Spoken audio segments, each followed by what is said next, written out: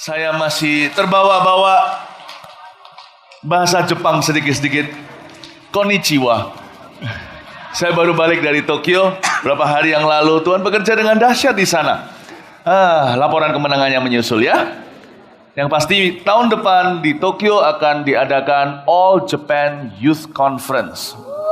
Ya, puji Tuhan, doakan terus. Kebangunan rohani anak muda di tempat ini melalang buana kemana-mana ke segala benua.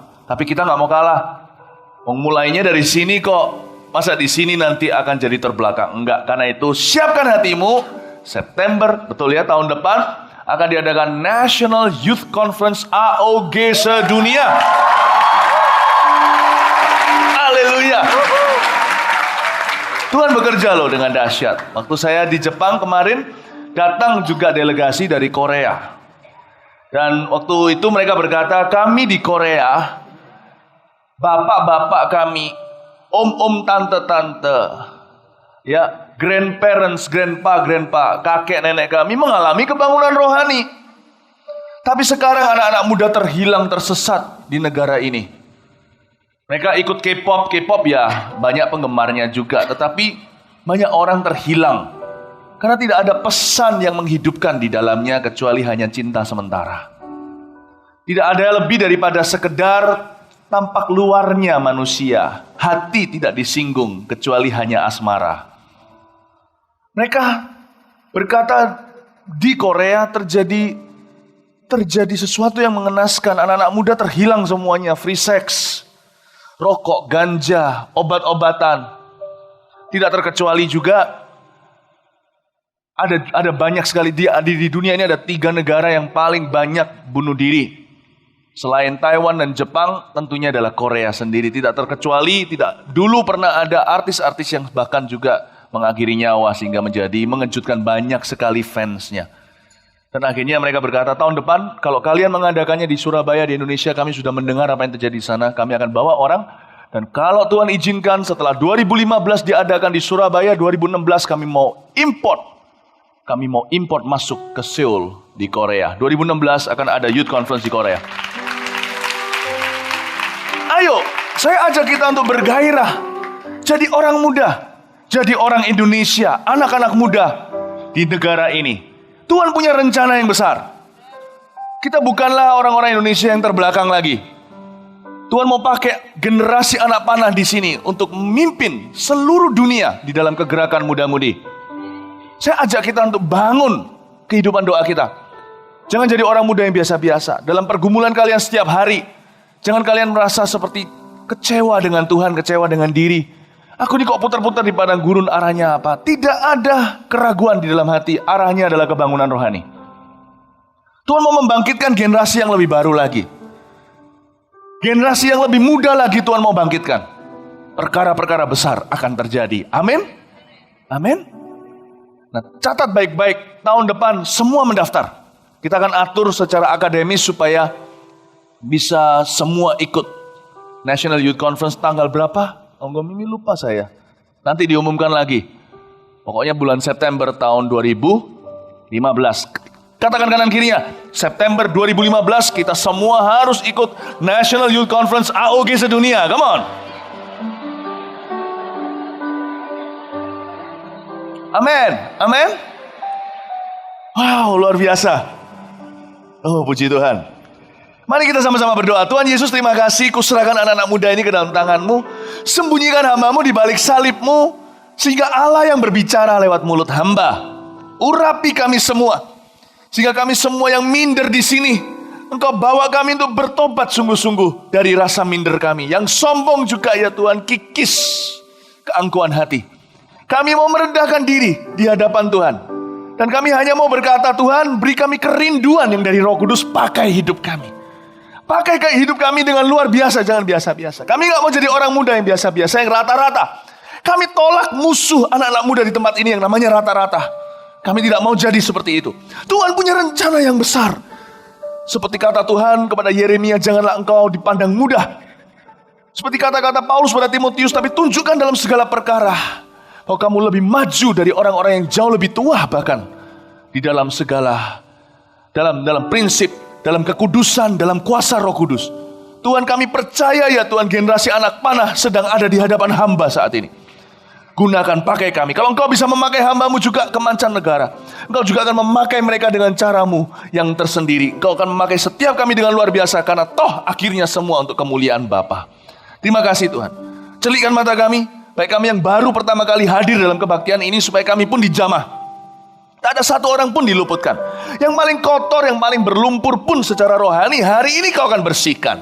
Sesuatu akan terjadi dalam kehidupan kami, perubahan hidup akan segera ada di tempat ini. Terima kasih ya Tuhan, urapi kami semuanya, berikan kepada hamba-Mu kata-kata hikmat, sehingga ketika hamba bercerita firman ya Tuhan, ada pewahyuan-pewahyuan yang dapat kami cerna, jadi pegangan hidup kami, merema, sampai Tuhan memanggil kami pulang suatu hari. Di dalam nama Yesus kami berdoa, amin. Mari kita sama-sama buka di kitab Hakim-Hakim. Saya mau sedikit just storytelling atau cerita-cerita aja ya, nyantai-nyantai aja. Ini keluar dari sedikit renungan dari kehidupan seorang Simson. Judulnya Simson dan Delila, Hakim-Hakim 16. Saya kasih judul saja, Rahasia Kekuatan Simson.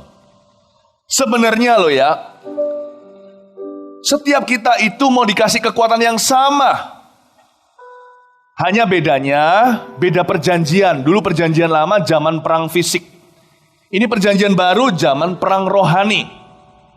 Tapi setiap kita mau dikasih kuasa yang sama yang Tuhan berikan kepada Simson. Simson waktu dipakai oleh Tuhan, usianya baru belasan tahun. Ketika Roh Allah mulai bergerak di dalam dirinya, dia baru saja teenager atau ABG. Tapi orang ini jadi perkasa. Dia punya kekuatan jumbo, extra large. Suatu hari dia dikepung sama musuh. Dia angkat, ini orang gak masuk akal kalau bukan roh Tuhan. Itu palang-palang pintu zaman dulu itu, kalau kalian pernah lihat film-film yang dibikin Hollywood tentang zaman-zaman purbakala, perang-perangnya, pakai tameng, pakai pedang, pakai helm. Itu kan gerbang kotanya itu yang dikerek sama kuda segala yang gede-gede, paku bumi segala itu gak mungkin bisa dicabut. Dibuka paksa aja gak bisa. Betul-betul terbuat dari besi. Tapi sama Simson dicabut sampai paku-pakunya. Palang-palangnya itu pun tercabut bermeter-meter dari tanah. Itu gak masuk akal. Dia angkat itu, dia naik ke gunung, dan dia tunjukkan kekuatannya kepada semua musuh-musuhnya. Saya sayangkan tindakan itu. Simson harusnya membebaskan orang Israel, bukan sok kuat, karena kekuatannya datang dari Tuhan. Simson kekanak-kanakan. Banyak anak-anak Tuhan hari ini juga gak mengerti kenapa Tuhan beri kuasa Roh Kudus dalam hidup mereka. Banyak di antara kita mengira bahwa kuasa Roh Kudus diberikan pada kita supaya kita tampak lebih ganteng, lebih sangar, lebih hebat, lebih cool di depan orang. Kalau kita doain orang, orangnya rebah. Kalau mau buat orang rebah, makan pete saja. Oh, bukan hanya itu gitu loh. Kita harus mengerti, kuasa Roh Kudus yang dikasih ke kita sekarang itu sekaliber Simson. Cuman bukan untuk kita gempuran atau pukul-pukulan atau hajar-hajaran secara fisik, tapi untuk memporak-porandakan kerajaan neraka di generasi kita.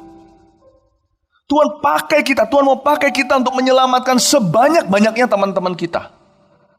Dan tidak terkecuali tentunya kalau teman-teman aja diselamatkan, apalagi keluarga sendiri. Beban pertama saya ketika saya terima Tuhan tahun 92, 22 tahun yang lalu, saya umur 18 tahun, adalah untuk papa saya kenal Yesus. Tapi ternyata yang saya bawa kepada Tuhan bukan papa dulu, karena papa masih tertutup hatinya. Yang saya bawa adalah beberapa teman saya, diantaranya namanya Jeffrey, orang Malaysia. Ada juga Dennis, orang Indonesia yang waktu itu sekolah juga di Kanada. Saya bawa kira-kira belasan orang kepada Kristus sebelum akhirnya saya bisa menuntun ayah saya dalam doa keselamatan tahun 95. Tuhan mau pakai kita anak-anak muda untuk memenangkan generasi kita, bahkan generasi sebelum kita. Dalam kehidupan saya cukup unik, karena saya adalah generasi pertama orang Kristen di keluarga saya, bahkan bukan papa saya. Saya kenal Tuhan dulu, baru setelah itu papa. Jadi papa adalah generasi kedua di dalam keluarga. Generasi berikutnya maksudnya generasi. Bahkan Tuhan pakai dulu bypass lewati generasi orang tua untuk memakai anak-anak muda mereka memenangkan ortunya sendiri. Tuhan gak main-main loh sama anak-anak muda. Dunia berkata kita kelas 2. Dunia berkata kita bisa apa. Kamu masih muda belum makan garam lagi. Tapi ternyata tidak sedikit hari-hari ini anak muda yang dipenuhi oleh kuasa Roh Kudus yang sama atas Simpson.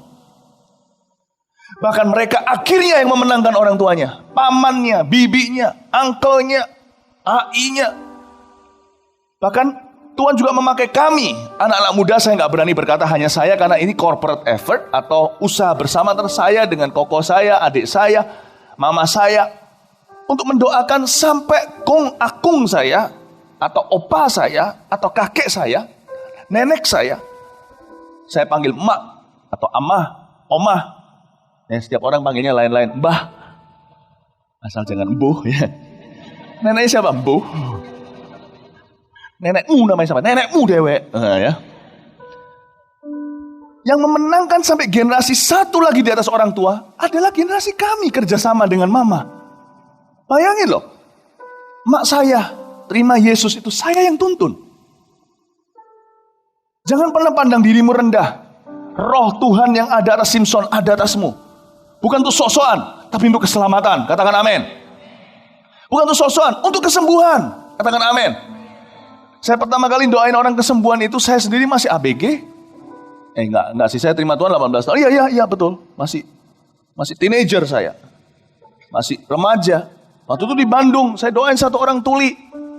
Setelah saya doakan nggak sembuh. Tapi setelah 15 menit saya doakan, orang itu sampai bosan. Dan akhirnya dia bisa mendengar.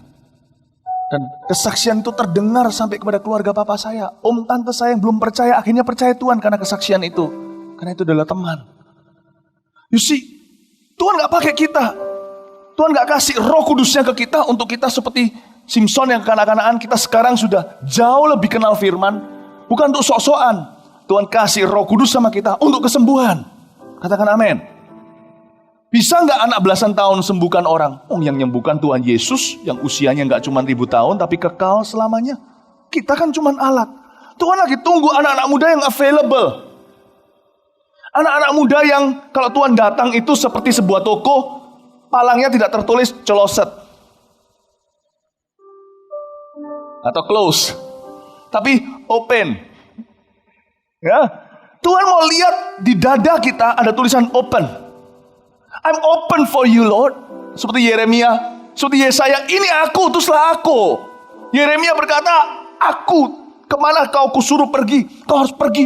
Jangan berkata kamu muda, kamu akan jadi hamba alatku. Simpson waktu dipakai belasan tahun, tapi Simpson tuh kasihan. Simpson gak punya mentor, kalian punya mentor.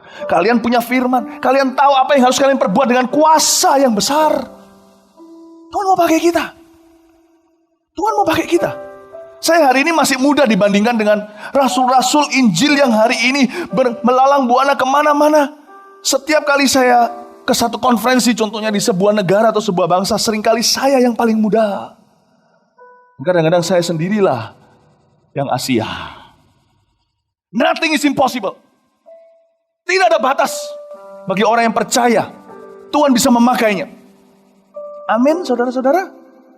Jangan berkata aku masih muda. Ngomong kanan kirinya, meskipun kamu jelek tapi Tuhan mengasihimu, Tuhan memakai kamu. Itu namanya dijatuhin dulu lalu diangkat nanti, ya kan? Enggak ada yang jelek di sini. Semua cakep, yang merasa cakep tepuk tangan untuk Tuhan. Oke, sekarang kita belajar Simpson ya. Kita lihat rahasia kekuatannya apa ya, supaya kita juga bisa kita gini loh, kita bisa belajar dari kesalahan orang lain. Orang pintar itu bukan orang yang tahu segala sesuatu. Orang pintar adalah orang yang gak mengulangi kesalahan orang lain. Biar orang lain yang mengalami kesalahannya, kita yang belajar daripadanya. Tapi bodohlah kita kalau orang lain udah salah kita ikuti, lalu kita sendiri belajar dari kesalahan sendiri. Itu kebodohan. Mari kita belajar dari Simpson. Nah, sekarang kita lihat ayat yang keempat. Saya sebut aja nih rahasia kekuatan Simpson, oke? Jadi kita bisa mengerti rahasia pengurapan kita. Ayat 4. Sesudah itu Simpson jatuh cinta kepada seorang perempuan dari lembah Sorek yang namanya Delilah. Lalu datanglah raja-raja kota orang Filistin kepada perempuan itu sambil berkata, cobalah bujuk dia untuk mengetahui karena apakah kekuatannya demikian besar. Dan dengan apakah kami dapat mengalahkan dia dan mengikat dia untuk menundukkannya. Maka kami masing-masing akan memberikan 1.100 uang perak kepadamu. Itu mungkin hari ini beberapa miliar rupiah. Lalu berkatalah Delila kepada Simson, ceritakanlah kiranya kepadaku karena apa kekuatanmu demikian besar dan dengan apakah engkau harus diikat untuk ditundukkan. Delila berkata, Delila sebagai hamba setan, hasutan wanita, kepada seorang Simson yang masih muda, yang punya kecenderungan jatuh cinta. Yang muda pasti punya kecenderungan jatuh cinta. Gak apa-apa, normal kok. Jangan berkata kalau setiap kali jatuh cinta, aku berdosa, aku jatuh ke gereja dibaptis lagi. Kamu gak pernah jatuh cinta, nah itu yang gak normal. Itu bukan anak muda, itu tembok. Ya, it's okay. Tapi rahasia kekuatan Simson adalah rahasia pengurapan anak-anak muda hari ini. Kita harus tangkap satu hal, kesalahan Simson jangan diulangi. Nah, dari sini kita tahu bahwa harga pengurapan kita itu miliaran rupiah loh. Minimal loh ya. Orang rela membayar sebanyak itu. Setan rela membayar sebesar itu agar supaya hidup kalian gugur dari rencana Allah. Setan setakut itu sama generasi anak panah. Mereka sekhawatir itu dengan orang yang di sebelah kalian sekarang. Saya mau beritahu pada kalian, potensi kalian itu gila luar biasa. Waktu Yesus lahir, bayi-bayi dibantai di Bethlehem. Ngapain Raja Herodes yang maha kuasa saat itu seolah-olah ketakutan sama orok? Kalau dia tahu bahwa potensi orok itu akan jadi raja di atas segala raja, makanya dia bantai semua. Dia ketakutan. Tahu nggak? Setan tidak mau satu pun di antara kalian bangkit. Karena kalau kalian bangkit, kalian nggak akan seperti Konggo, Cimimi, nggak akan seperti Ko Philip. Kalau kalian bangkit, kalian akan menjadi seperti Yesus. Dan itu bahaya. Setan gak mau itu terjadi. Dan setiap kalian mengemban sebuah misi yang khusus dalam hidupmu yang orang lain tidak bisa hidupi. Hanya satu sidik jari. Dengan kata lain, kalau kalian gugur, tidak ada lagi pengganti selama-lamanya. Kalau saya meninggalkan panggilan saya, siapapun dipakai berikutnya gak akan pernah bisa sama dengan apa yang harusnya saya capai untuk Tuhan bersama dengan dia. Jangan main-main, setiap kalian itu unik. Tapi setan kan cekoi berbeda. Dari sejak kalian kecil diberitahu kalian gak berguna.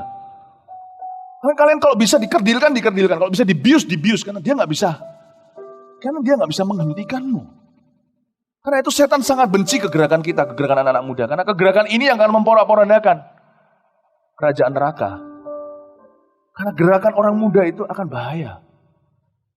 Jadi dia menghasut si Delila ini, dipakai oleh setan untuk menghasut Simson. Apa rahasianya? Apa rahasiamu? Apa rahasiamu? Beritahu kepadaku. Jadi poin pertama sederhana. Rahasia kekuatan Simson adalah menjaga rahasia Tuhan. Tulis baik-baik. Kalau kita tidak mau bocor urapan, kalau kita tidak mau gugur, kalau kita tidak mau gugur, kalau kita nggak mau dibantai sama setan, kalau rencana Tuhan mau jadi dalam hidup kita, kita harus bisa simpan rahasia Tuhan, jaga rahasia Tuhan. Apa itu jaga rahasia Tuhan? Ya, poin pertama dulu, seperti yang dikatakan di ayat 5. Lalu datanglah raja-raja kota orang Filistin pada perempuan itu sambil berkata, cobalah bujuk dia untuk mengetahui. Saya garis bawahi begini, cobalah bujuk dia untuk mengetahui. Saya langsung tahu, Simson akan diurapi selama dia bisa jaga rahasia Tuhan dalam hidupnya. Apa itu rahasia Tuhan dalam hidup kita? Waktu kita di usia sekarang ini, ujian kita itu belum seberapa. Ujian kita itu sederhana. Ya. Usia katakan 12 hingga usia 17. Itu ujiannya hanya sekedar menyimpan rahasia. Kita belum dibebani dengan bekerja. Cari nafkah. Belum waktunya untuk semua itu. Sekedar jaga rahasia. Jaga rahasia itu gimana? Jaga rahasia itu sederhana. Kita harus tahu bagaimana menyimpan sesuatu sampai waktunya.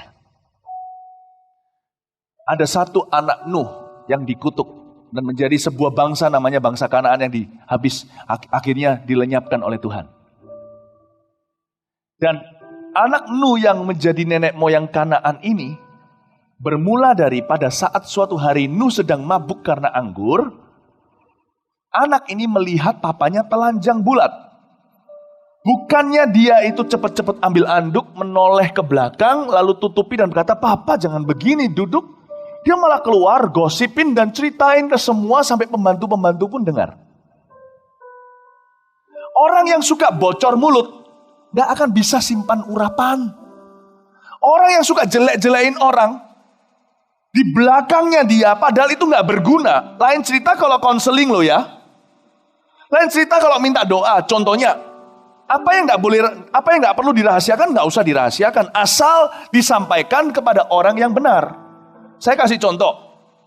Kalau seumpamanya keluarga kita ngalami masalah.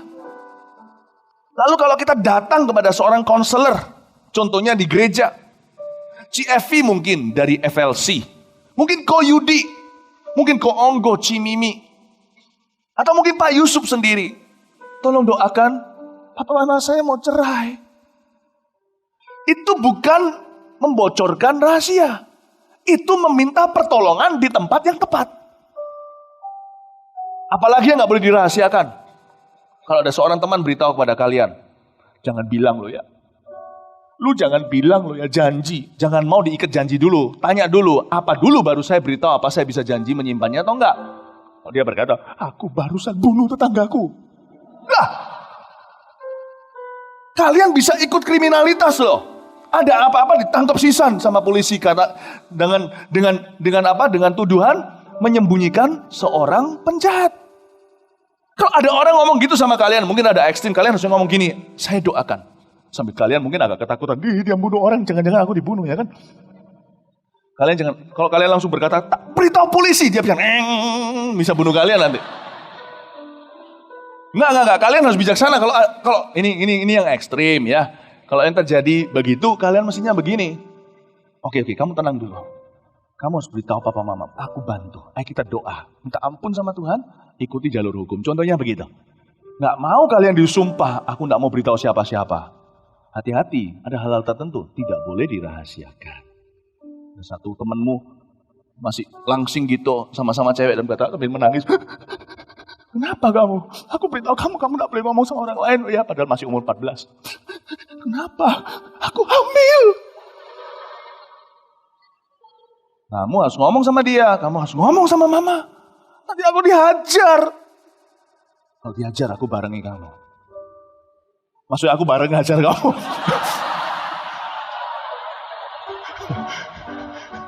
Nah maksudnya, ngerti lah, kalian maksudnya ngerti. Jangan mau disumpah sama manusia, oke? Kalian harus bijaksana.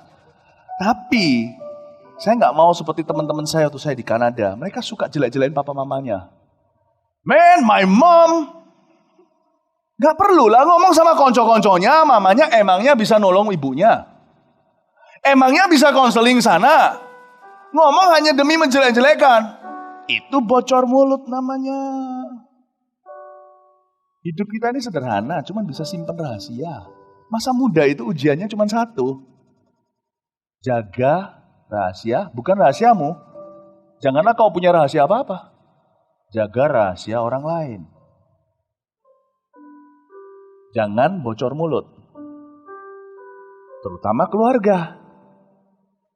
Kita harus bisa menjaga dignity mereka. Ya Tuhan, aku mau berdoa. Pastikan kita itu bisa menjadi berkat di rumah. Dan bahkan di luar rumah kita masih menjadi berkat di rumah itu. Itu saja kuncinya. Saya belajar loh. Saya masih ingat waktu saya baru sekolah Alkitab umur 18 tahun. Dan mulai saya menunjukkan karunia-karunia. Lalu suatu hari ketika saya mulai belum berkhotbah, tapi saya mulai bisa mimpin pujian. Dan setiap kali saya mimpin pujian, orang-orang senang. Lalu datang 2, 3, 4 orang, datang ke saya, dan curhat semuanya. Tapi curhatnya adalah tentang pendeta saya. Dan mereka jelek-jelekin pendeta saya, telinga saya merah. Saya berkata sama mereka, saya tidak tahu ada apa urusanmu dengan dia. Ayo tak bantu, kalau perlu saya ajak kamu ke sana, kita selesaikan. Aku tidak mau dengar gosip di telinga. Lalu dia berkata, ayo coba, kamu apa unek-uneknya? Keluh kesahnya apa tentang pendeta? Saya bilang, kalau memang ada. Saya tidak bilang ada, kalau memang ada. Saya tidak akan beritahu sama kalian, ngapain? Mereka lihat saya, lu kan udah setia kawan, beritahu. Karena Alkitab berkata, tidak boleh menuduh seorang pemimpin kecuali oleh 2, 3 orang saksi. Itu pun kalau ada suatu unek-unek, sampaikan 4 mata. Kecuali dia berkacamata jadi 6. Sampaikan 4 mata, betul? Kalau dia nggak mau dengar, ajak satu kawan untuk bisa meneguhkan. Kalau enggak, baru bawa kasusnya ke gereja. Artinya, kalau perlu, kita minta tolong dengan yang lebih tinggi. Saya nggak mau. Ayolah, ngomonglah. Saya bilang, mau ngapain? Saya beritahu sama teman-teman itu, meskipun mereka lebih tua dari saya secara jasmani maupun rohani. Ada 2 macam dosa di mulut seseorang yang membocorkan urapan. Yang satu namanya fitnah, yang satu namanya gosip, yang satu fitnah. Bedanya apa? Ayo. Dengar ya. Fitnah itu infonya salah. Tak beritahu lo ya. Kok onggo hamil? Yo gak mungkin lo yo. Salah kok nyasarnya sampai ke Afrika. Tapi banyak isu-isu itu yang sesalah itu loh, hanya nggak sekonyol itu. Kita tuduh seseorang padahal nggak terjadi. Tapi kita yakin sekali padahal nggak ada bukti. Nah itu fitnah. Fitnah itu melontarkan sesuatu yang sama sekali tidak sama dengan tidak betul dalam kebenarannya. Ngerti ya? Gosip apa? Ayo apa? Gosip. Gosip itu infonya betul. Alamat dan motivasinya salah. Ngapain lu ceritain sama mereka? Salah alamat bro. Motivasimu salah. Kali kamu cerita sana sini. Simpson dipunya satu rahasia orang tuanya. Apa rahasia ortunya? Diberitahu dari kecil, Son, kamu simpen ini dari papa mama. Papa mama dapat dari Tuhan. Bahwa rambutmu tidak boleh dicukur sekalipun gaya Siwon. Tidak boleh dicukur sama sekali. Ngerti? Ya mama, ya papa. Simple. Tapi karena Delila bocor. Simpen rahasia. Itu bukan rahasianya Simpson. Itu rahasia papa mamanya. Saya buktikan ternyata kekuatan Simpson gak ada hubungannya sama rambutnya. Itu hanya ujiannya dia. Tuhan kasih dia sebuah fakta, dia harus jaga. Dengan masa mudanya, dia harus jaga itu dengan segenap hati. Tuhan kasih itu dengan sengaja. Padahal lihat, waktu Simpson nanti rambutnya kembali bertumbuh setelah dicungkil matanya, kekuatannya tidak kembali. Sampai dia berseru pada Tuhan, nanti kalau kita baca. Gak ada hubungannya sama rambutnya. Selama Simpson bisa jaga mulut, urapan tetap ada padanya. Hebat gak? Tuhan itu kasih pohon pengetahuan yang baik dan jahat di tengah-tengah Taman Eden. Itu bukan karena harus ada di sana. Tapi Tuhan harus memberi sebuah ujian agar manusia bisa taat atau memberontak. Karena kita tidak diciptakan sebagai Pinocchio. Simpson tidak diberikan kuasa itu dengan paksa sekalipun Allah mendorongnya. Dia diberikan itu berdasarkan pilihan Tuhan, tapi dia sendiri harus memilih Tuhan. Karena itu Tuhan ciptakan. Bukan sebuah cerita mengarangnya, tapi Tuhan berikan sebuah standar untuk dia ikuti. Rahasia papa mama papanya sebelum mati selalu beritahu sama dia, simpan ini. Rambutmu tidak boleh kena pisau cukur dan mulutmu tidak boleh memberitahu siapa-siapa. Bisa nangkap ini ya. Dan sekarang saya beritahu, menjaga rahasia Tuhan itu sebagai anak muda yang belum menikah. Mumpung saya beritahu ini karena saya baru saja 2 hari yang lalu merayakan 15 tahun usia pernikahan saya dan istri saya. Terima kasih, thank you.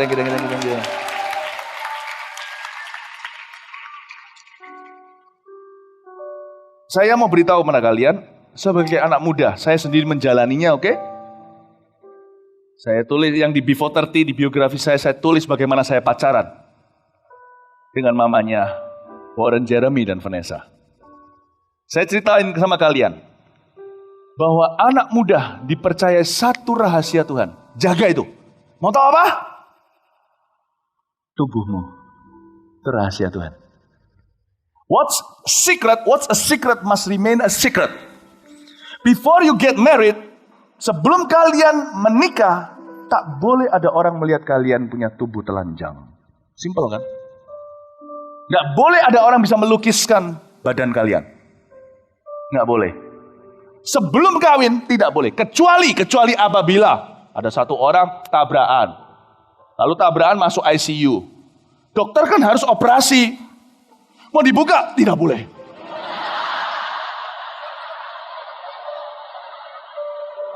Ya mati. Sungguhan rahasia sampai ke atas sana. Ya itu lain cerita. Itu perkecualian kan. So saya sendiri sebagai pendeta, saya lihat berkali-kali orang di ICU. Pernah sekali didedel dibuka gitu. Dedel buka. Dokter berkali-kali lihat orang telanjang. Tapi bukan dengan hawa nafsu. Tapi untuk mengobatinya itu lain konteksnya. Tidak ada roh jahat di dalamnya.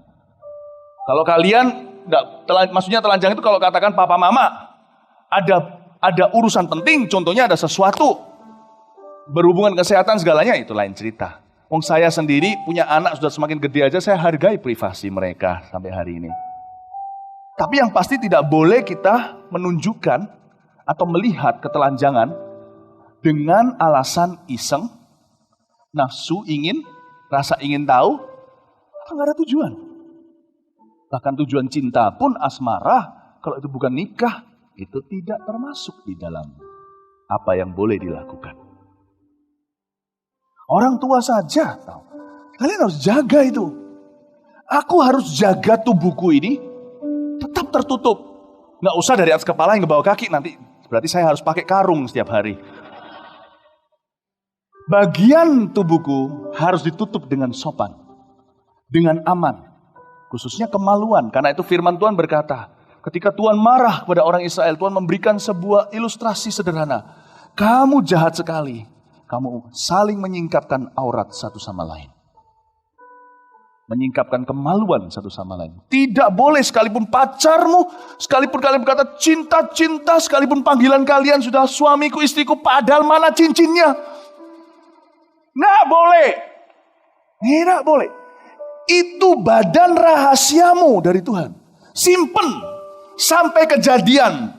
Di firman Tuhan dikatakan, maka seorang pria akan meninggalkan orang tuanya dan bersatu dengan istrinya setelah mereka diberkati beranak cuculah, dan mereka berdua akan telanjang dan mereka tidak malu. Simpan sampai hari hanya. Tak ada seorang pun boleh lihat saya telanjang. Kecuali apabila katakan kalau di sini masih ada anak yang kecil yang masih perlu dimandiin, gimana? Ya boleh lihat aku telanjang.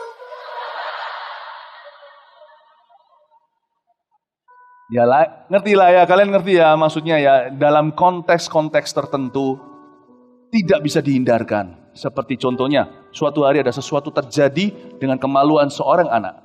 Meskipun dia sudah beranjak dewasa. Dia datang keluhkan dengan papa mamanya sebelum dia pergi ke rumah sakit. Tentunya papa mamanya berkata, permisi. Papa mamanya sama-sama, tapi bukan untuk mempermainkannya. Kalau kalian pernah ditelanjangi, dalam keadaan kalian merasakan gelisah, ini apa? Kalau itu pernah terjadi sama kalian, saya berdoa di kebaktian ini, kalian ampuni orang itu, dan kalian sudah belajar kebenaran, minta Tuhan pulihkan. Tuhan akan jamah kalian hari ini. Amin Bapak Ibu Saudara, Bapak Ibu Saudara. Ini masih jet lag Jepang ya. Amin saudara-saudara. Ngerti ya? Dan juga kalau kalian bisa simpan rahasia, kalian harus hargai rahasia orang. Harus simpan rahasia orang. Cara terbaik untuk menolak dosa, pornografi contohnya, adalah dengan berkata dalam hati, bukannya aku gak kepingin, itu berbohong. Tambah kepingin, tambah lihat. Tapi berkata, itu badan tidak diciptakan untuk aku lihat, aku bukan orangnya. Orang itu mau obral badannya, urusan dia. Aku tidak mau lihat karena aku anak terang. Karena badan orang itu bukan untuk aku nikmati. Tuhan sudah pilih satu, tapi sekarang waktunya pikiranku belum ke situ. Aku harus dulu dibentuk oleh Tuhan, tanggung jawabku. Sekarang belum waktunya aku melihat tentang seks. Ada dorongan gak apa-apa karena itu normal. Tapi kalau ada panggilan dari si jahat, roh jahat untuk berkata, lihat itu, atau buka ini. Jangan mau. Cara nolaknya gampang. Itu bukan untuk aku. Kalau aku lihat kesenangannya sementara, pasti gak enak nantinya. Air curian itu manis, tapi setelah diminum diare. Saya gak mau diare. Saya gak mau. Dalam nama Yesus saya tolak. Saya tolak bukan karena saya gak kepingin. Saya tolak karena saya terlalu pintar untuk jatuh ke dalam bujukanmu, setan. Itu badan secantik apapun, itu badan seganteng apapun, itu bukan suamiku. Aku belum bersuami. Itu bukan istriku. Jadi tidak diciptakan oleh Tuhan untuk aku yang pendelengi. Ngerti maksud saya? Itu juga diterapkan bagi orang yang sudah menikah. Emangnya yang ganteng di dunia cuma satu orang doang? Yang cantik cuma satu orang saja? Enggak. Kalau mata ini gak akan pernah habis nafsunya. Kalau kita beri satu, dia akan lihat, mau lihat semua. Itu pun gak akan pernah berhenti sampai kapanpun saja. Cara menolak bagi orang yang sudah menikah juga sama. Itu bukan istriku. Tidak diciptakan untuk aku nikmati. Mona Lisa mungkin beda. Lukisan itu semua orang lihat. Saya tidak lama lalu baru dari Eropa. Orang mau lihat Mona Lisa itu ratusan orang udah desek-desekan. Saya bilang, apa nih sing api, ya kan? Gambar gitu aja, kok bisa? Saya lihat, tapi semua orang lihat nggak apa-apa. Kalau lukisan semua nikmati. Kalau tubuh diciptakan untuk dinikmati hanya oleh satu pada waktunya. Pada waktu kalian siap. Amin, saudara-saudara. Aku harus simpan rahasiaku, rahasia Tuhan dalam hidupku. Aku juga harus hargai rahasia orang lain. Orang mau obral terserah dia, aku gak mau dengar. Lu mau gosip silahkan ngoceh, gak apa-apa, telingaku tutup. Sana mau buka badan, buka tubuh, mau telanjangi diri, terserah sana, aku gak mau lihat. Bukan karena aku gak kepingin. Tapi karena Tuhan berkata itu bukan punya aku percaya saja. Gak percaya, tanya Adam dan Hawa. Tuhan beritahu sama mereka, itu buah bukan milikmu. Dimakan, apa yang terjadi? Kematian masuk. Tahu kan? Adam dan Hawa makan buah apa? Durian.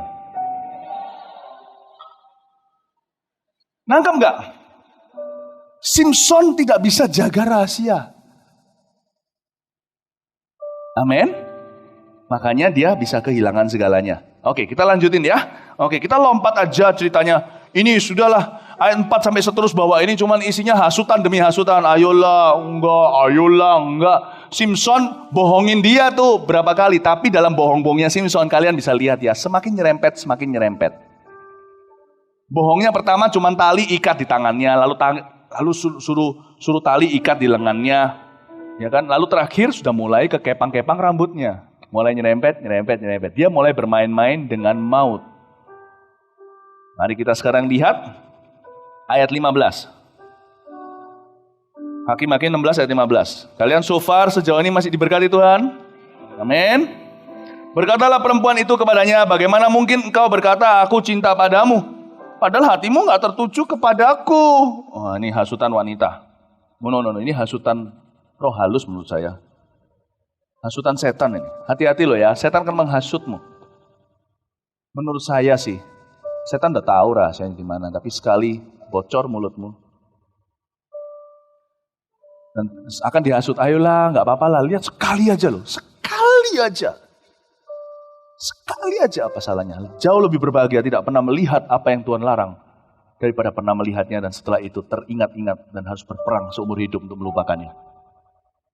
Ayolah sekali lah, tubuhmu itu sekali aja, tunjukin. Jangan mau.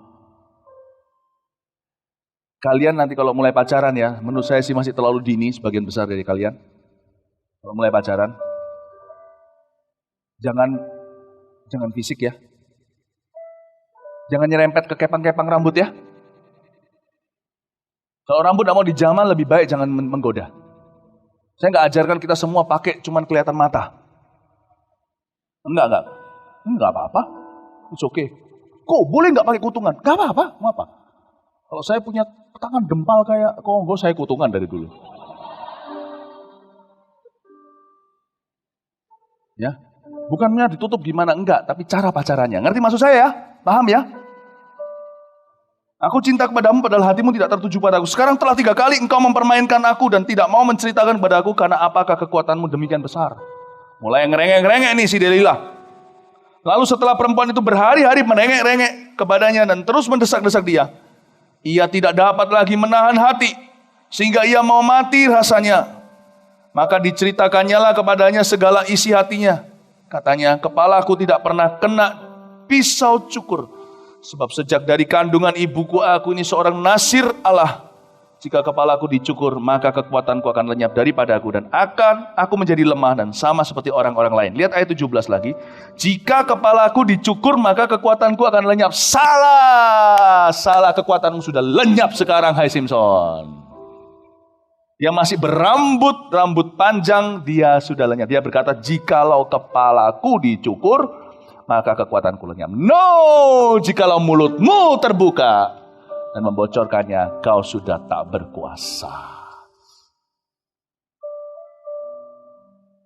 Ya, hati-hati. Ada orang berkata, nggak apa-apa kalau pacaran nyerempet-nyerempet, kan asal tidak sampai berbuat. Nah, barang siapa melihat seorang wanita dan menginginkannya, di dalam hatinya sudah berzina di dalam dia hatinya. Saudara, saya beritahu ini bukan berarti kalau kita nggak bisa tergoda. Oke? Kalau kita jalan keluar sana tiba-tiba kita itu terjatuh sekali-kali, ya apa boleh buat. Tapi kalau kita lihat God, kita sendiri nyemplung dengan sengaja, itu lain cerita. Saya mau ajarkan kepada kita di tempat ini bukan berarti kita nggak bisa tergoda. Lalu di sini ada orang yang selalu merasa berdosa. Lihat kanan kiri kata, "Oh cantik, dosa aku udah berzina, udah berzina, aku berzina." Itu bukan pezina, orang gitu psikopat namanya. Nggak usah, nggak apa-apa. Aku lihat yang cantik, nggak apa-apa, aku normal. Ya, ngerti maksud saya? Tidak perlu sampai keterlaluan. Tapi yang penting di sini kalian jangan mencari-cari. Pacaran juga sama, nanti suatu hari kalau kalian pacaran. Ingat lo ya, badanmu itu adalah rahasia Tuhan. Papa mamamu percayai kamu dengan badan itu. Gembalamu juga percaya kamu. Dijaga. Ya, dijaga. Tapi ya nggak usah sampai terlalu ekstrim. Nanti kalau suatu hari pacaran, kalau apa kabar? Prak! Nanti jadi perawan tua.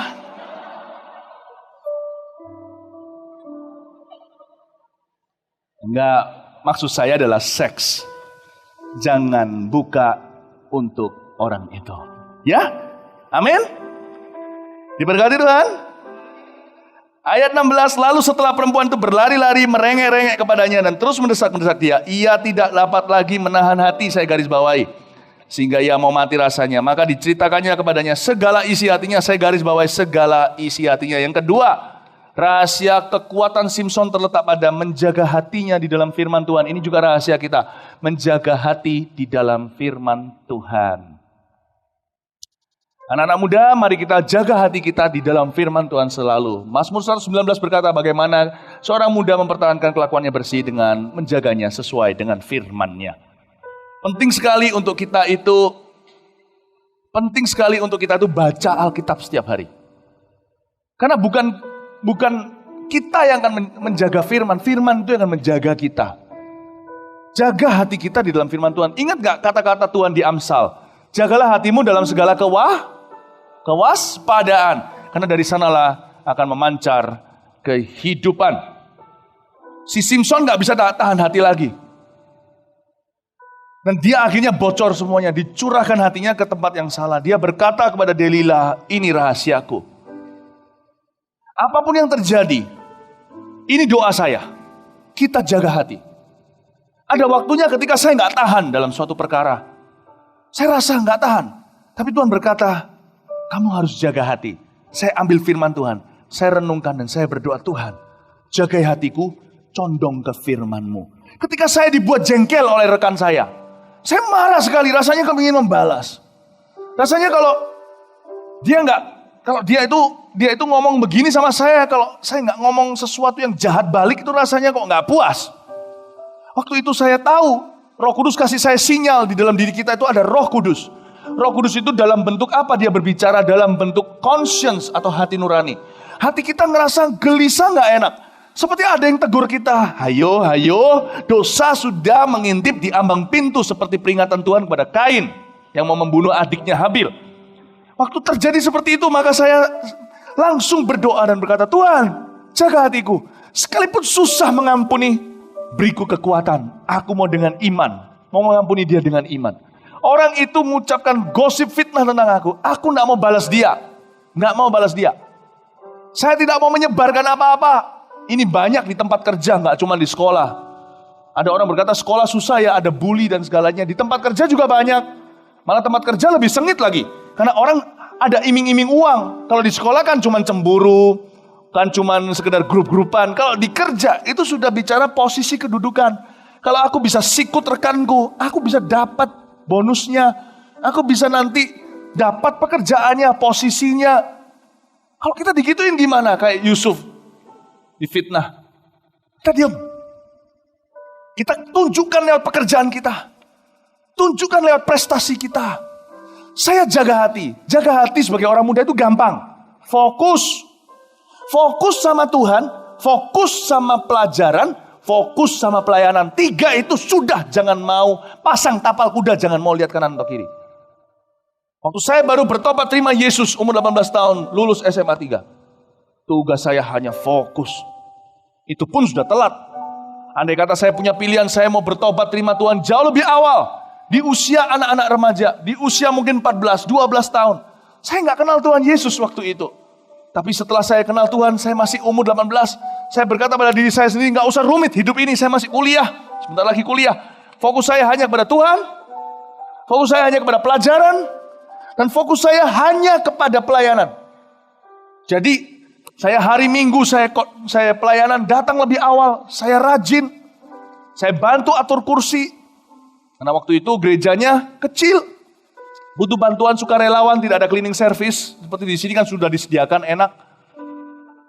Lalu pulang lebih terakhir karena saya bantu untuk ringkes-ringkesin keyboard segala. Hari Jumat saya datang untuk latihan.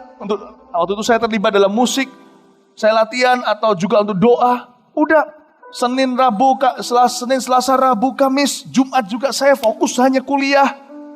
Saya fokus hanya pada Tuhan tiap hari. Mendoakan papa untuk terima Tuhan.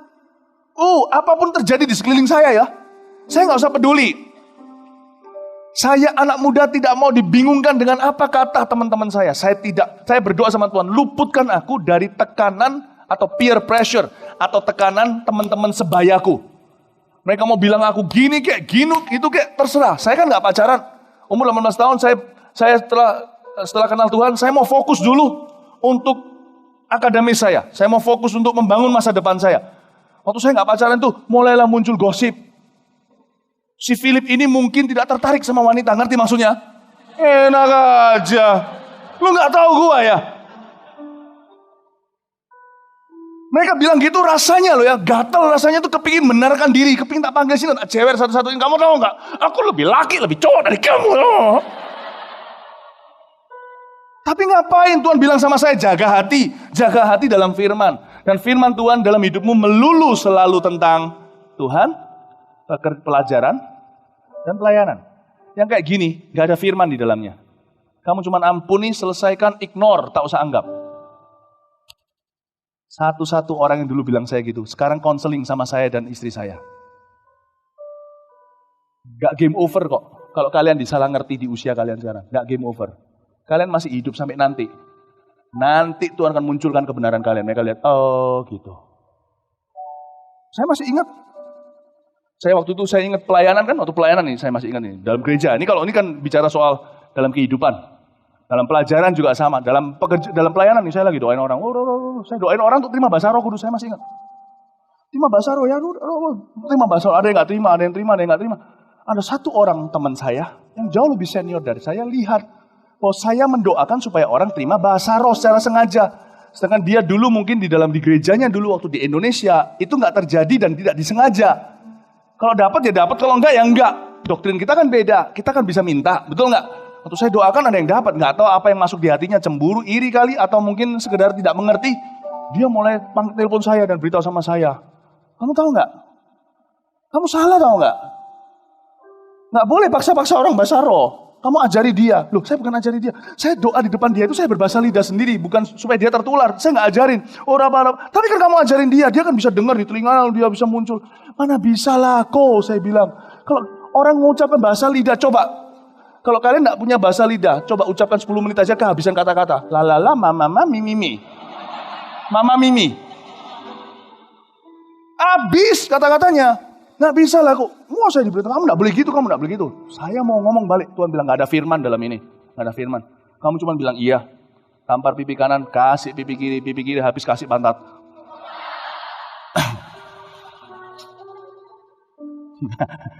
Kalau pipi kanan, pipi kiri, yang atas itu masih ada yang bisa cemerlang, tenang aja. Nggak usah sampai ke bawah. Ya kan? Tuhan bilang nggak ada firman, nggak ada firman, nggak ada firman. Kamu fokus pelayanan. Jangan bela diri, kamu sendiri belum sempurna, kamu sendiri masih belajar. Udah, Tuhan, susah. Akhirnya saya terus, untungnya saya nggak pahit. Kalau saya pahit, saya mundur. Saya terus doain orang dan banyak yang terima tuh baptisan Roh Kudus. Tidak terkecuali beberapa orang yang sekarang di Mawar Sharon. Ya saya lupa kalau Elmi yang pimpin pujian di sini, Ci Elmi itu termasuk salah satu atau enggak. Pokoknya ada banyak yang hari ini buahnya sampai hari ini. Tahu nggak? Setelah saya doain semuanya, saya hati kayak cekot-cekot di sini. Bertahun-tahun kemudian, orang itu datang dan berkata, apa rahasia sukses pelayananmu? Datang ke saya. Mau interview. Dan bilang sama saya, bisakah Anda juga bisa nggak Anda memberkati pelayanan saya suatu hari? Nggak game over. Kalian fokus jaga hati, Tuhan munculkan kebenaran nanti. Nggak game over. Kalian sekarang mau dianggap, dipandang orang kalian, itu kamu itu nggak normal sekali. Nggak game over. Fokus saja. Siapa bangun sekarang, bertahta nanti. Siapa yang terlalu keburu-buru benarkan diri, ujungnya keseret sama mereka semua. Ikut-ikutan. Ngerti? Bapak, ibu, dan saudara. Saya lagi berbicara kepada kalian untuk 10-20 tahun kalian ke depan, saya mempersiapkan firman ini untuk yang akan datang. Yang terakhir, kalian belajar sesuatu? Amin? Praise the Lord. Oke, sekarang kita lihat singkat cerita ya. Simpson akhirnya ditangkap nih, dicungkil matanya, oke? Lalu dia disuruh kerja rodi atau kerja paksa. Kita langsung ke ayat 22. Setelah kerja paksa sekian lama, tetapi rambutnya mulai tumbuh pula sesudah dicukur. Tapi kok belum ada kuasa ya? Sesudah rambutnya tumbuh, kok tetap gak kuasa? Ternyata berarti rahasia kuasa Simpson bukan terletak pada rambutnya. Buktinya apa? Buktinya lihat ini. Ayat 25. Ketika hati mereka riang gembira, berkatalah mereka, panggillah Simpson untuk melawak bagi kita. Simpson dipanggil dari penjara. Lalu ia melawak di depan mereka sambil ada nyanyian. Simpson badannya besar, tapi aneh ya kan? Matanya cumplung kan gitu. Kemudian mereka menyuruh dia berdiri di antara tiang-tiang. Buktinya loh, rambutnya udah tumbuh. Dia jadi pelawak. Tidak ada kekuatan. Sekarang kita tahu rahasianya bukan di rambut, bro. Jaga rahasia Tuhan. Jaga hati dalam firman. Tahu batas dalam takaran iman. Jangan lebih dari itu urusan nanti. Yang ketiga, dia ngerti akhirnya. Dia pakai senjata mutakhirnya terakhir. Dan itu tidak ada hubungan sama rambut. Ketika dia lihat semua raja Filistin di sana. Lihatlah. Ayat 27, adapun gedung itu penuh dengan laki-laki dan perempuan. Segala raja kota orang Filistin ada di sana. Dan di atas soto ada kira-kira 3.000 orang laki dan perempuan yang menonton lawak Simpson itu. Dia lihat dengan mata imannya karena dia sudah dicungkil matanya. Dia lihat di sini ada raja-raja Filistin. Dan dia pakai senjata mutakhirnya untuk membalaskan kedua matanya. Senjata mutakhir itu adalah ayat 28. Inilah rahasia urapannya kita, anak-anak muda. Berserulah Simpson kepada Tuhan. I could feel the anointing of the Holy Spirit dalam ayat ini. Berserulah Simpson kepada Tuhan. Akhirnya Simpson mengerti. Singkat cerita, Simpson merobohkan gedung itu dengan 2 tangannya tanpa senjata. Robohlah, matilah 3.000 lebih banyak yang mati.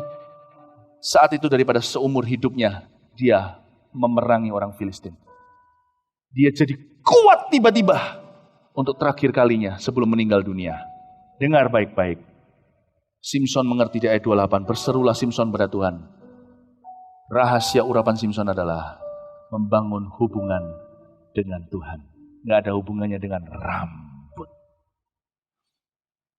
Membangun hubungan dengan Tuhan. Dan doa saat teduh itu adalah alat kita untuk membangun hubungan itu setiap hari.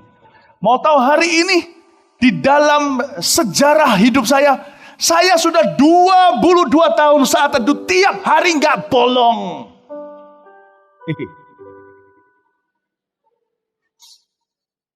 Saya 22 tahun kenal Tuhan. 22 tahun saya saat teduh every day tidak lubang. That's my secret. Kenapa Tuhan pakai saya? Bagaimana Tuhan memakai saya? That's it. Bukan karena saya hebat, saya rajin, tapi karena saya mendekat. Atau ayatnya, Yesus pokok, kita caranya.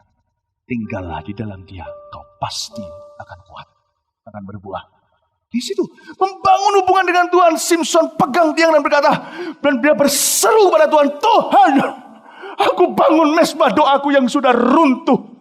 Aku tidak biarkan kehilangan mataku menjauhkan aku daripadamu. Justru dengan tanpa melihat dengan mata jasmani, aku bisa melihat Engkau lebih terang lagi tanpa godaan apa-apa. Tuhanku, kembalilah.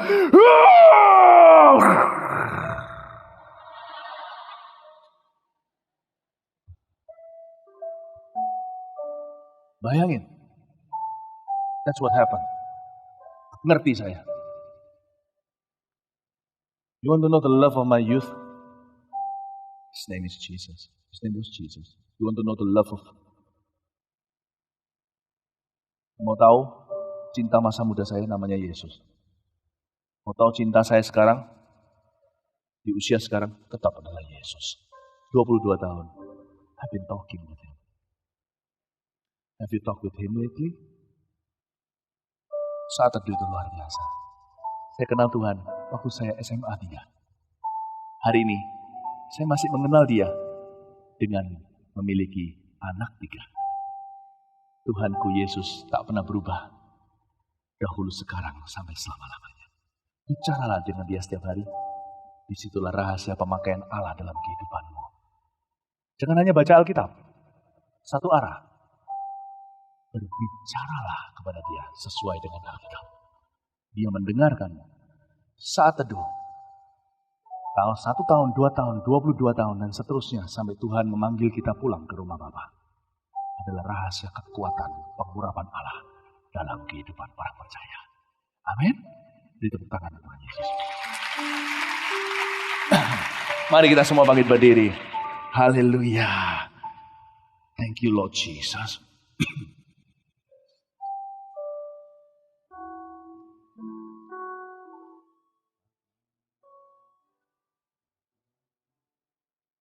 Puji apa ini? Kasih saya tunjuk.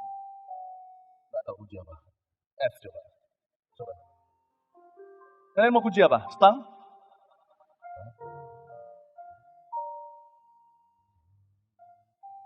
Puji G. Bapa, puji A. Bapa, ku persembahkan tubuhku sebagai persembahan yang hidup, kudus, dan yang berkenan padamu, sebagai ibadah yang sejati.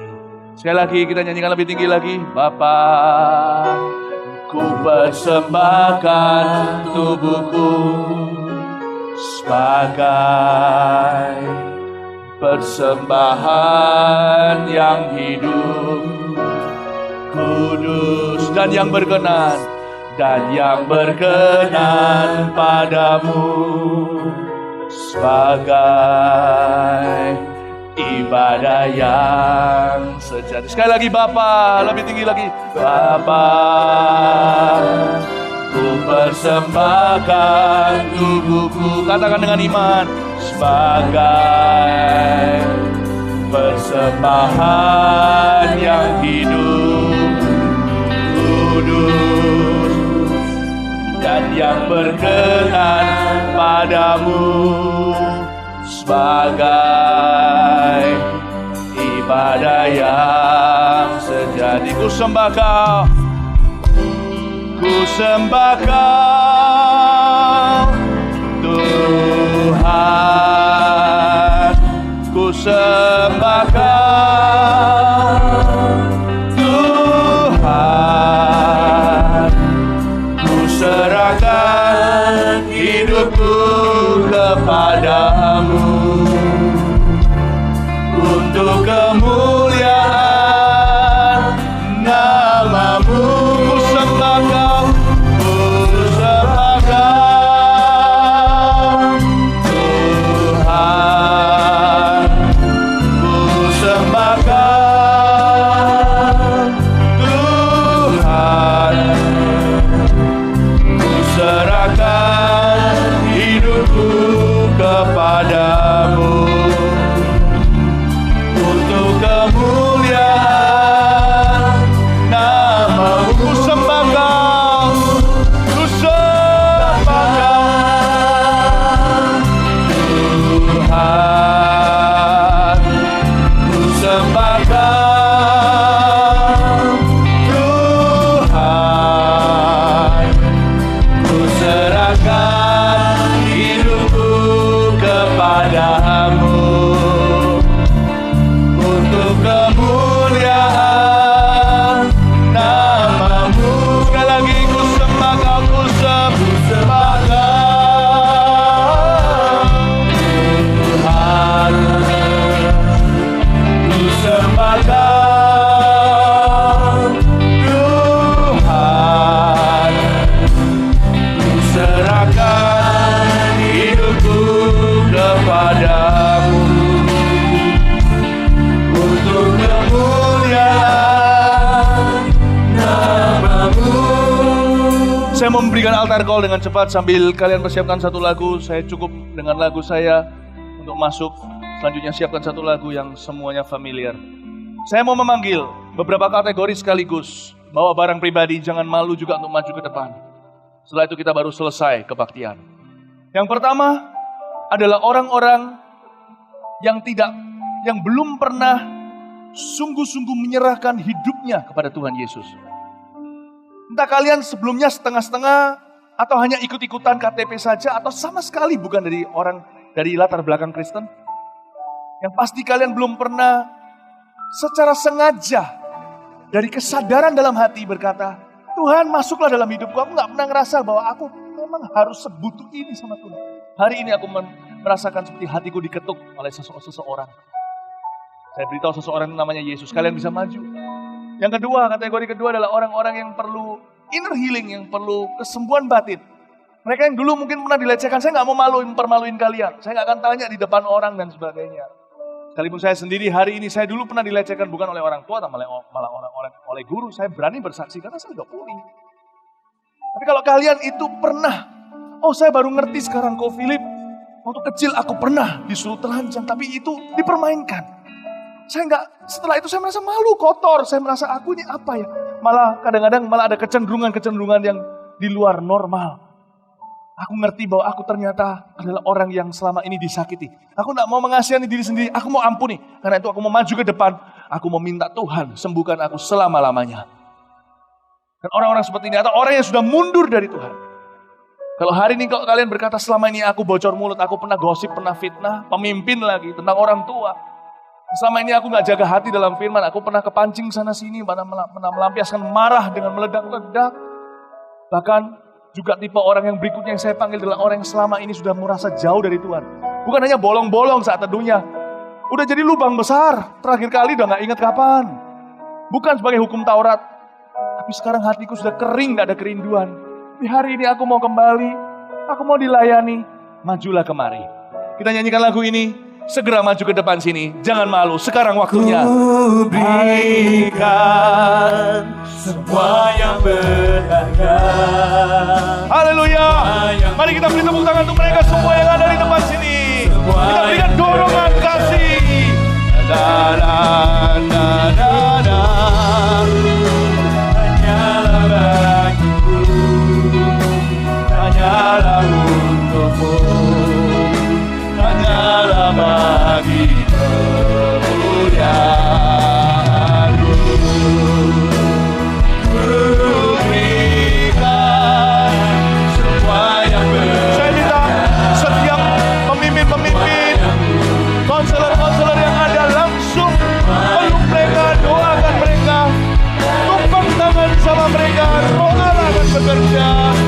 Hanyalah bagimu, hanyalah untukmu, hanyalah bagi kemuliaan-Mu. Oh haleluya. Oh Rama Bapa tadi di sini ada saudara dapat.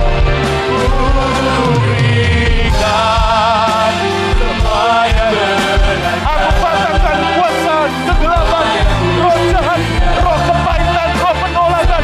Dalam nama Yesus, roh najis, tinggalkan tubuh mereka, tinggalkan hidup mereka. Dalam nama Yesus, come on, go away.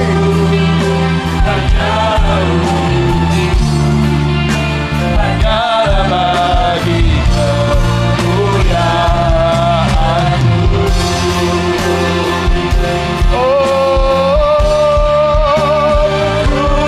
Berikan semua yang berharga, semua yang mulia, semua yang terbaik dari hidupku.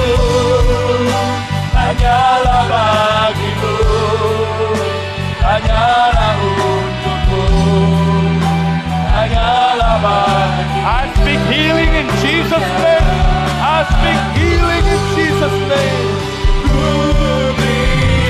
Berikan semua yang berharga, semua yang mulia, semua yang terbaik dari hidupku. Hanyalah bagimu, hanyalah untukmu, hanyalah bagi kemuliaan-Mu.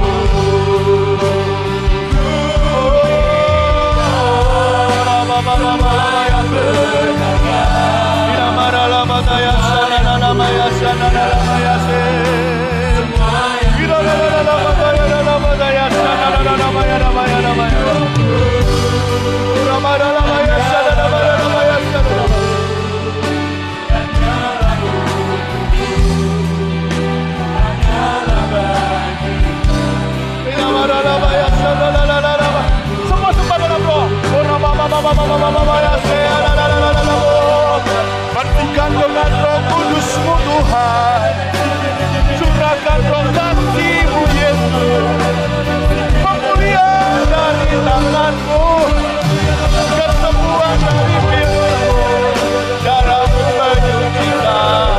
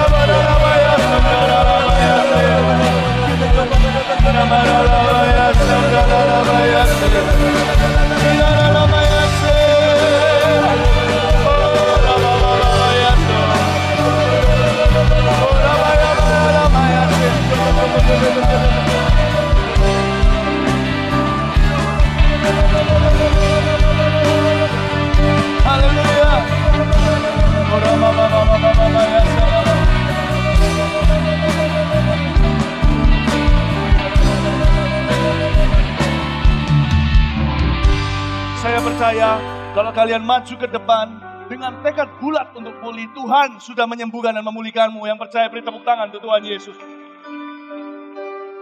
Kita maju ke depan bukan untuk sekedar curah hati, tapi untuk menyerahkan hati kepada Tuhan. Tuhan sudah mengambil hatimu. Sesuatu pasti akan terjadi. Amin.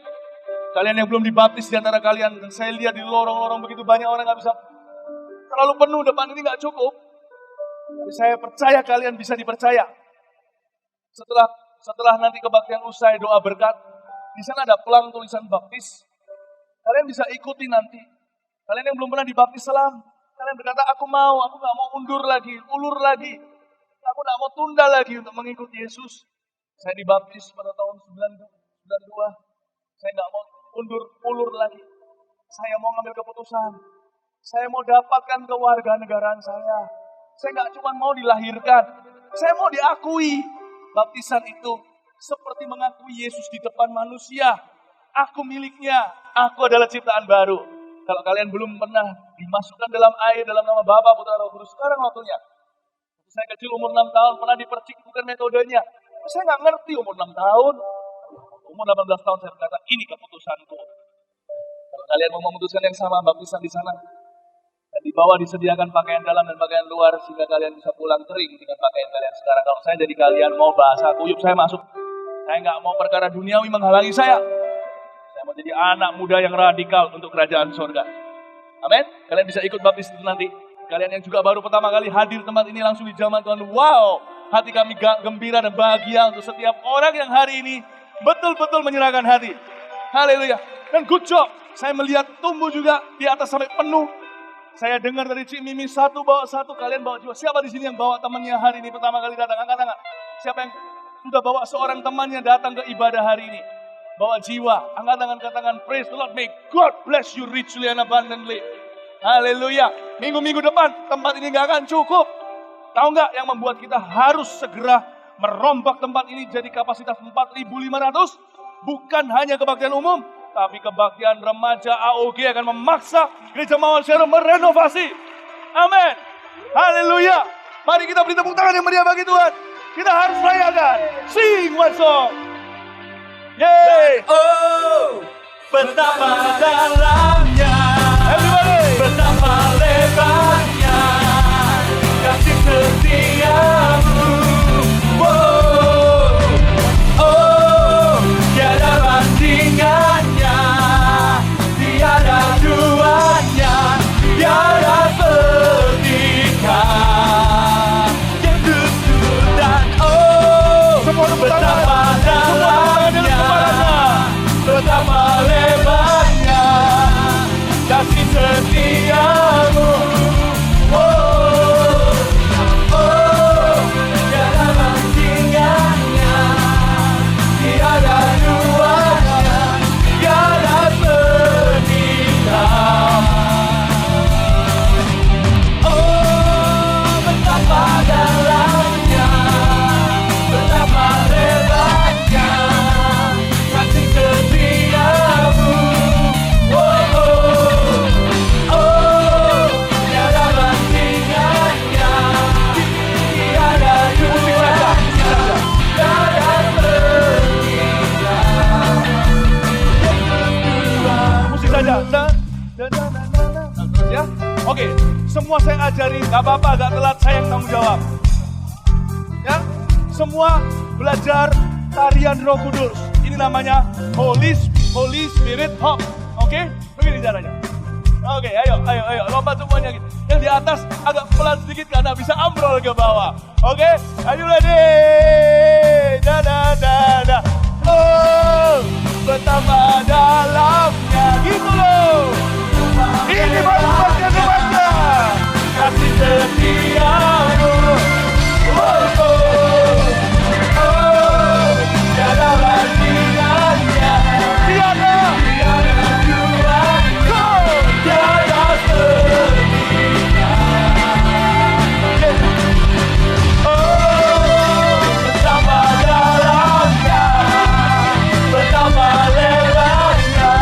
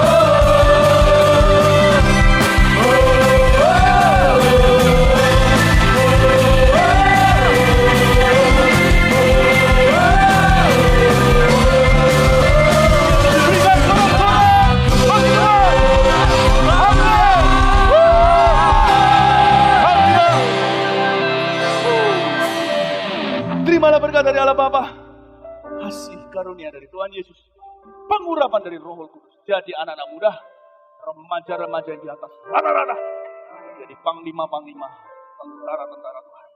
Terima kasih ya Tuhan untuk Army of God. Terima kasih untuk setiap orang yang terlibat dalam visi ini. Bersyukur kepadamu, kuatkan visi kami, tambahkan jumlah kami dengan orang-orang yang sungguh-sungguh hati mencari wajah-Mu dan mencari jiwa-jiwa di akhir zaman. Terima kasih ya Tuhan, pulanglah membawa berkat. Kalian tidak diutus pulang, kalian diutus pergi. Kemanapun kalian pergi, masuk pulang ke rumah, jadilah berkat di sana. Sebab anak-anak AOG akan membawa bukan hanya generasinya, generasi papa mamanya, engkongnya kepada Tuhan. Dalam nama Yesus yang percaya katakan, amin. God bless.